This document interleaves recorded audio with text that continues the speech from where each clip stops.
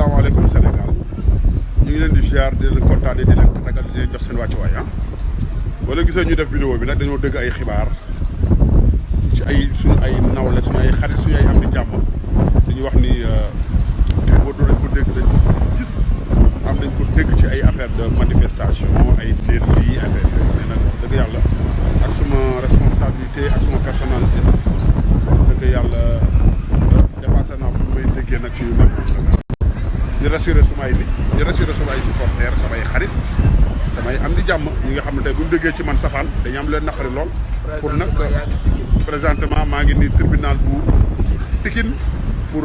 jàppale suma frère bébé Saloum bi nga xam ne dañ ko interpellé depuis fan yi pour fexe mu génn fi mu nekk dëgg yàlla